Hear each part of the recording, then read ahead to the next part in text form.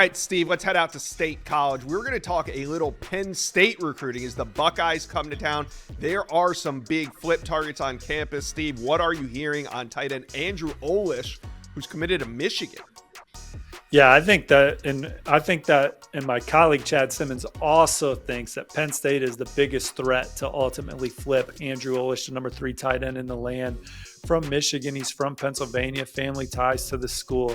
But more importantly than that is the way that Penn State is playing this year under new offensive coordinator at Andy Kotelnicki, and what they've seen from Tyler Warren, the top tight end in college football, maybe this fall, and that offense in general. It's real advantageous. I think they like the way the depth chart is shaping up for the future. It's been a while since he's been to Penn State. It's going to be a fantastic atmosphere for this noon kickoff against Ohio State, a top 5 clash.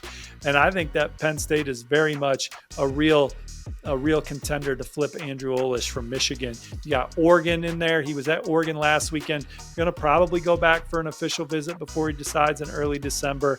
Alabama just took Marshall Pritchett, so I don't think they're in the mix for Andrew Olesh anymore. Notre Dame's getting him on campus next weekend for the Florida State game, so maybe they'll get some run here. But Penn State, they're loving what they've seen from the Nittany Lions this year. James Franklin went and saw him recently at his school. That meant a lot to him. They're excited to get back up there, hang out with Coach Kotelnicki, Coach Howell, and that staff. All right, Steve, it could be a huge opportunity for Penn State on the recruiting trail. Who else would they like to get to campus this weekend?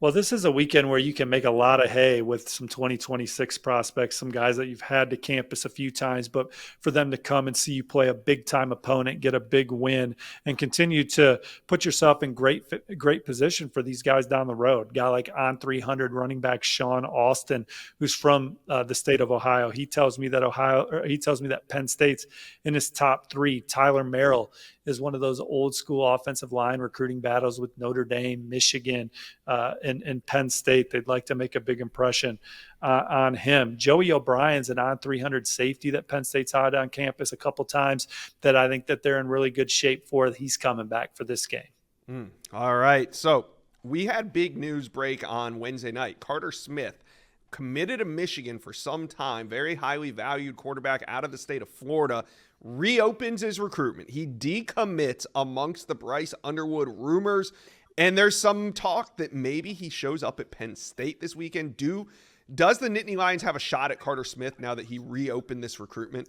Hey, Inside Scoop fans, if you're heading out to the FSU or UNC game this weekend, whether you're cheering on the Tar Heels or the Seminoles on November 2nd, plan for a pit stop at the Whataburger food truck during your tailgate. Get ready to watch the game by securing an easy W first with a hot, fresh Whataburger, that is.